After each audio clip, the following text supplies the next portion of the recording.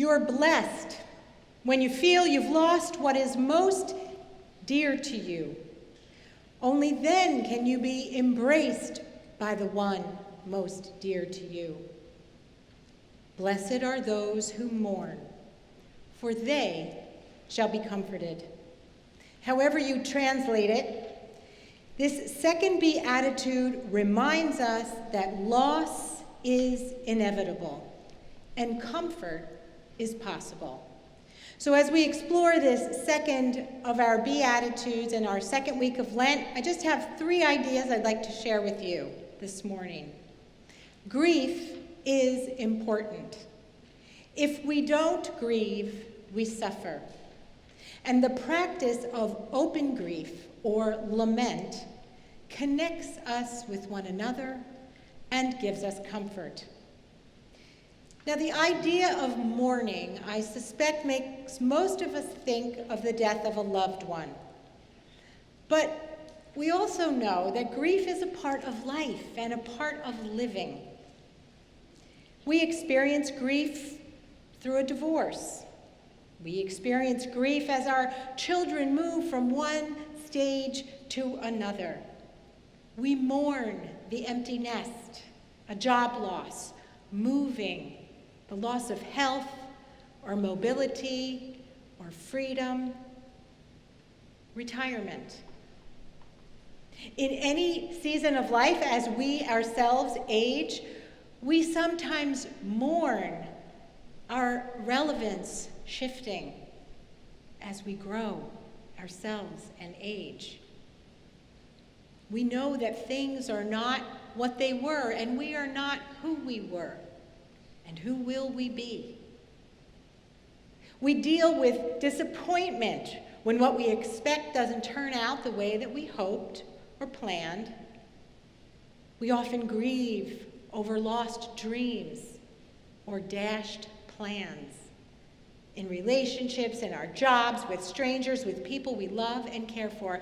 And you know what? Even today, this very day, I think a lot of us are mourning our canceled plans in this confusion of the coronavirus. Should we go or shouldn't we go? Should we travel or not? We're mourning this confusion, the unknown of what might be. Most of us don't really like it when our plans have to change, and we kind of grieve that too. If you think about it, every time we say goodbye, and every day when the sun sets, some temporary or permanent loss is being logged in our minds or in our hearts. As we heard the psalmist write, "My days pass away like smoke." So yes, mourning is a part of life. One translation of this beatitude that I read kind of plays upon the fact that the word wait and the word mourn are linguistic cousins, and it reads, "What delight comes to you when you wait upon the Lord?" And then I thought to myself, maybe that's part of the problem, because we do not like waiting. Waiting is hard. We don't like waiting for anything. We want it now. We want it quickly. Waiting is messy. It's like this empty space that's filled with nothing, no answers. And if we are in physical or emotional pain, forget it. Waiting can be excruciating. Even within the promise of comfort, we don't want it. But into that messy middle of the waiting, we are being called to name and sit with our pain. We're being invited into the practice of lament. Now, since the beginning of time, people have turned to lament, to this passionate expression of grief or sorrow. The Psalms are filled with lament, as we heard this morning. There's even an entire book in the Hebrew Bible dedicated to lament. Does anyone know what it's called? Lamentations. a whole book, a memorial to pain and uncertainty. Lament can be a form of protest. It can be a way to process our emotion, a place to voice our confusion. In a very real way, lament becomes a faithful expression of the sacred dignity of grief. And whether you realize it or not, we applaud these songs of lament. You might not think of it when you read the Psalms, but when I find myself in times of trouble, Mother Mary comes to me, speaking words of wisdom, let it be. Paul McCartney's best, many think. And it was written in a response to the death of his own mother. Would you know my name if I saw you in heaven? Would it be the same if I saw you in heaven? I must be strong. I must carry on, because I know I don't belong here in heaven. Time can bring you down. Time can bring you to your knees. Time can break your heart and have you begging, please, please, please. Tears of Heaven is one of Eric Clapton's most popular songs, and it's listed on the top 500 greatest songs of all time, and it was written as his response to the tragic accidental death of his 4-year-old son. And there are laments about aging and the passing of time. John Mayer says, stop this train.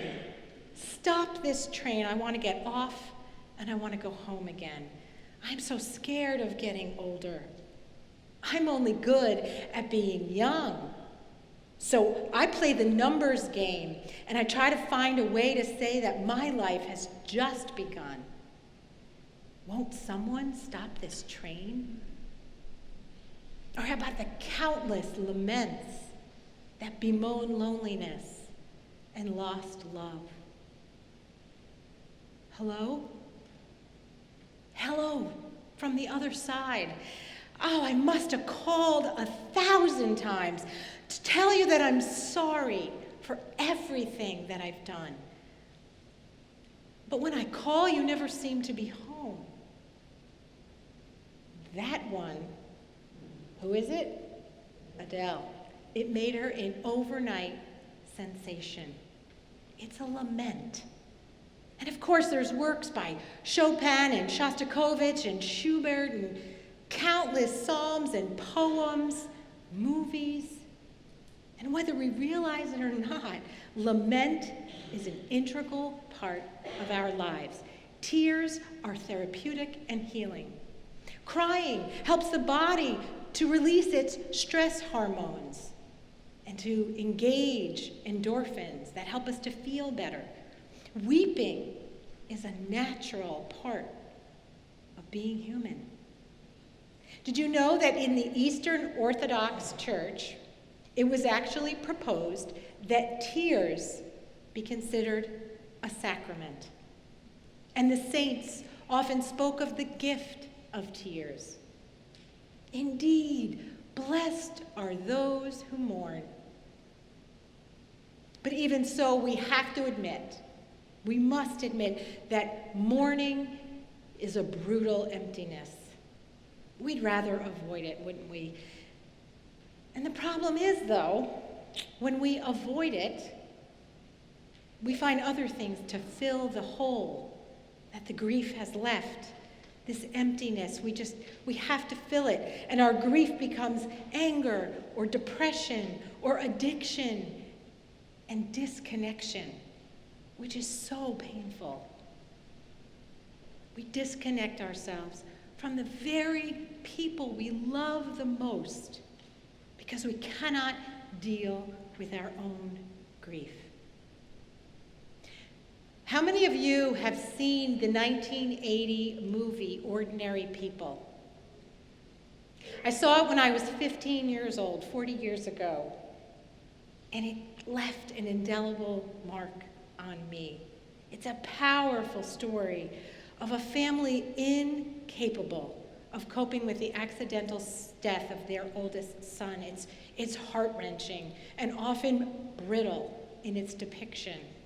And do you know that it won Best Picture that year, including a host of other awards with the Academies and the Golden Globes? It was relatable. Human unraveling in the face of unexpressed grief speaks to us all. It's so very ordinary and so very common and so very, very powerfully damaging.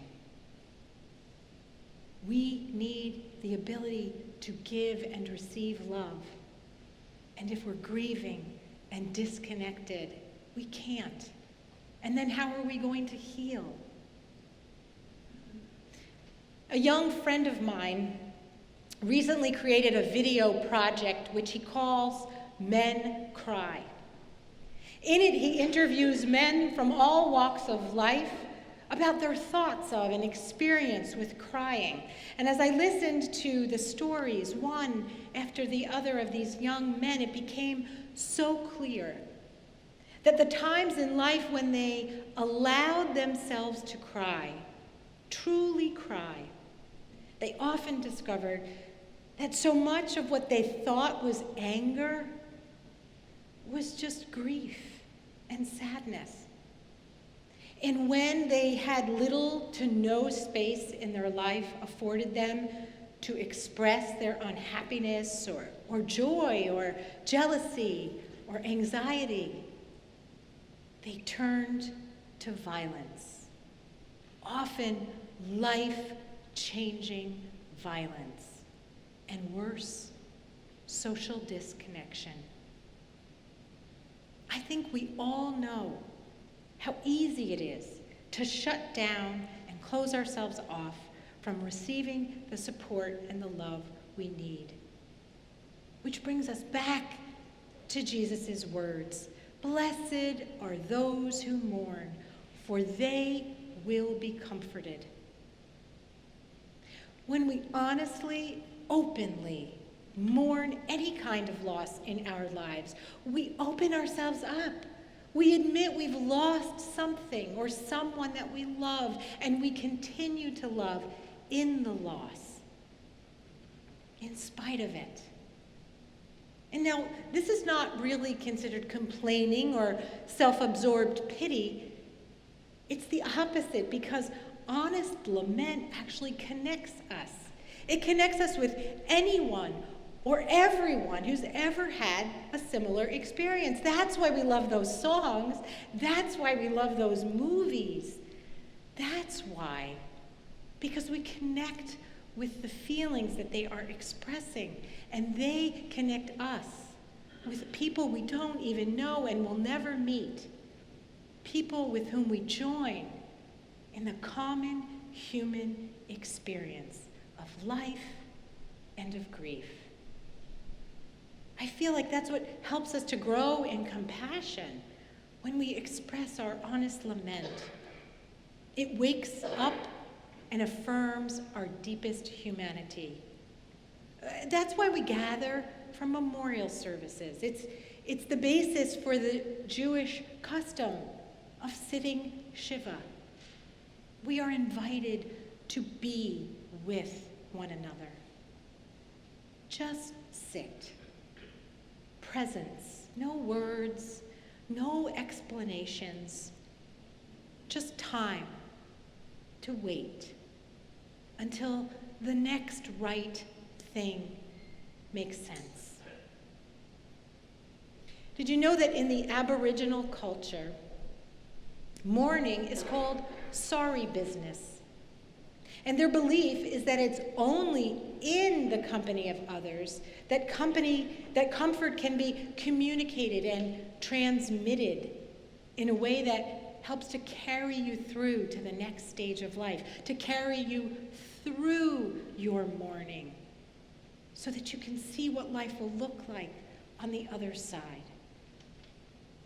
Now, sometimes we are going to be tempted to just buck up and soldier on and just kind of ignore our losses. And there are some of us who will give that awful advice to other people as well. But lament is part of being awake. And we want to be awake. Awake to the things and to the people that we love. Awake to the preciousness of every moment, to the beauty of every day.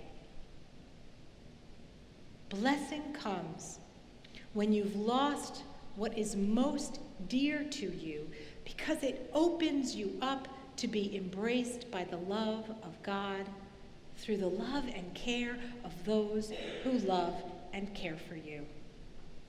This is what allows losses of any kind to transform us, and then we're never the same.